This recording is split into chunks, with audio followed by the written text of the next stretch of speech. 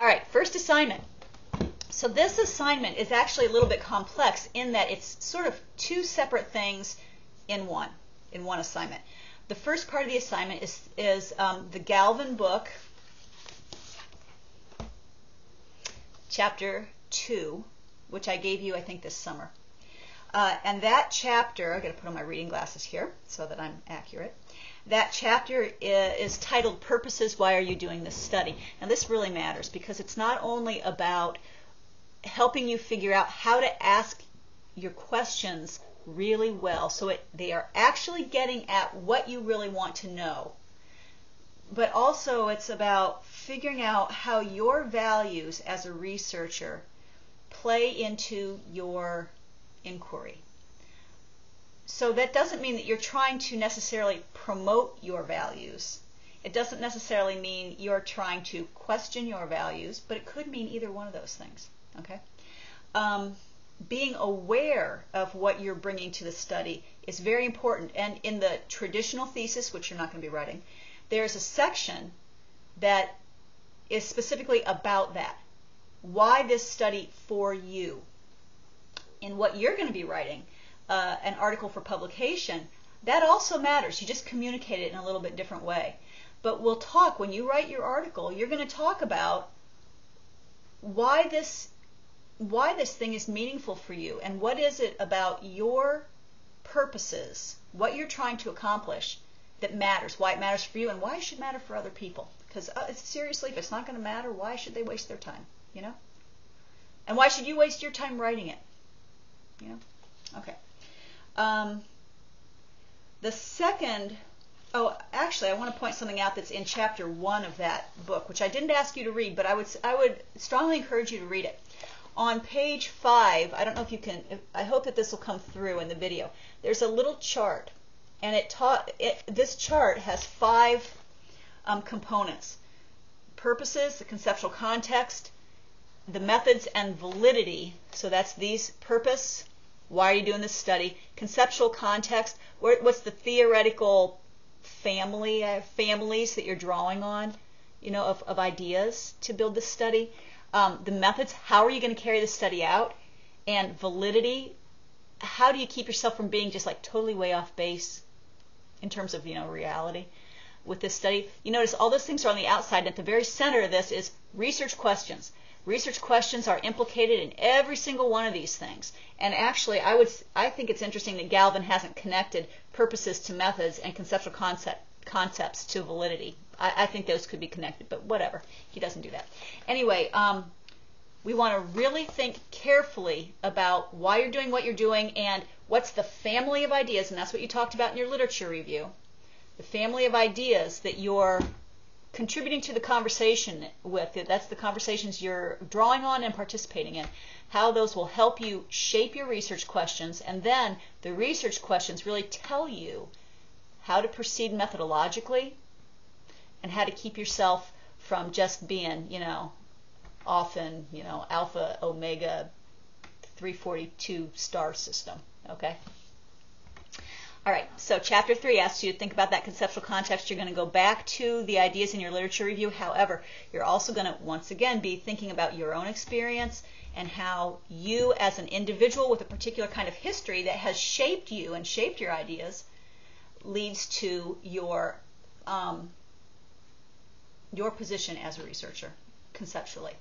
Now, as a researcher, you already are researchers, every single one of you, whether you know it or not. You know, what we all do as teachers is research. We go into a classroom, we have some ideas. I think this is going to help students learn. You go in, you get working. Even if your only teaching experience is student teaching, you still did this in all of your field work and in your student teaching. And we do it in our everyday lives too. But let's talk first about the teaching context. You go in, you plan something, you think about it, you do outside research to construct a plan. You go in, you carry it out, and you're watching your students. And with every single student, they're receiving it in different ways, and you're providing input and support and questions and prompts and pushing them this way and holding them back that way because they're treading into some kind of territory that they might not be quite ready for, or whatever whatever it is you're doing. That's all a research process. Okay, that's called action research, but it's probably kind of, well, it's not exactly action research, but it's kind of in that category. You already are a researcher. You have an idea, you try it out, you see what happens, and taking that information of seeing what happens, you draw some conclusions and you go on to alter the assignment, or to adjust the way you're responding to a student, or to carrying out the unit in a different way or the same way, or capitalizing on the strengths and whatever. So you're already researchers. You already know this process. Now we're just kind of bringing that process to the forefront of your awareness and formalizing it. Okay? So this is not new stuff for you. You're going to be rediscovering things you already know and expanding that knowledge. Alrighty?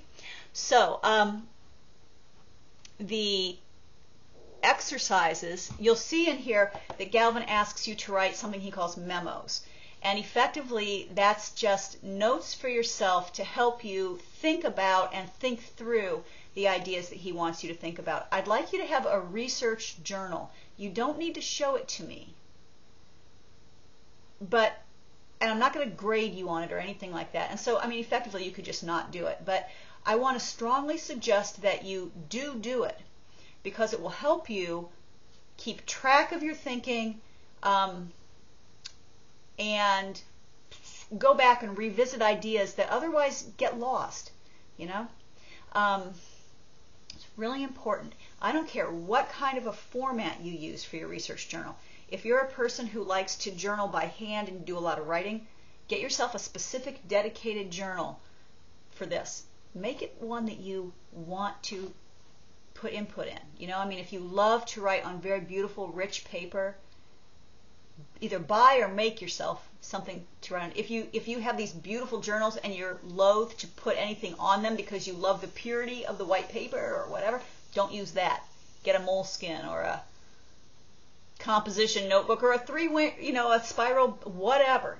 If you like to do your kind of stuff online, you know, just create a file, start a blog, whatever.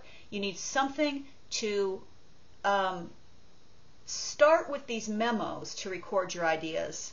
Those are not the assignments, these memos. This is for you. But then as you go along, and we're out of Maxwell and just into you and your thing, and you're doing the research and you're carrying it forward, you want to continue to utilize that research journal as a place to think through the ideas that you're wrestling with, as well as some of the very practical things like recording your thoughts about the data, recording your data analysis, I'll just say it that way, so that you can kind of work with the data. Think of the data as a physical thing that you can actually move around, you know. If you put it in a journal, then you actually can do that. So I'd like you to start a research journal. And like I said, I don't care what the format is. And if you want to share it with me, hey, fabulous. Okay? But for right now, I'm not going to require that. Okay. So the memos are exercises to kind of help you with your thinking to get you to the exercises. And you have 3 for this week.